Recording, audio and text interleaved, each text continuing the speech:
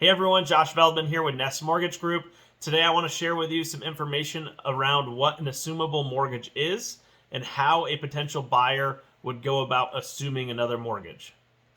An assumable mortgage is essentially a mortgage that you are able to assume from somebody else, meaning you are taking the remainder of the term that they have left.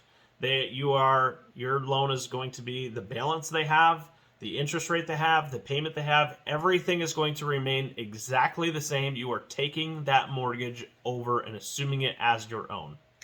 Now, there are three different mortgage programs that do allow the mortgages to be assumed. Those are an FHA mortgage, a VA mortgage, or a USDA mortgage. So if the sellers have one of those mortgage types and you as a buyer qualify for one of those types of mortgages, you could potentially assume that mortgage. So you're probably thinking, why do I want to assume somebody else's mortgage when I can get my own?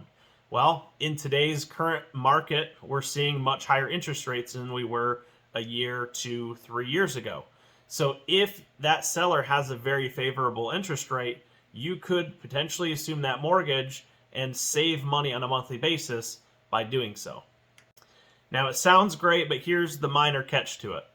If somebody bought their house 5 years ago and you're now offering, let's say, $300,000 on that home and they owe $200,000 on it, they now have $100,000 in equity and you have to make up that difference. So you offer $300,000, you're putting $100,000 down to assume that $200,000 mortgage. If you have the money to put it down to make that work, then it's a great option. Saves you money on a monthly basis by having a lower interest rate. If it doesn't, then you'd want to look to get financing on your own through your own mortgage. Keep in mind, if you are trying to assume somebody's mortgage, you do have to go to their original lender and you have to request that mortgage be assumed, and they will make sure that you qualify for that.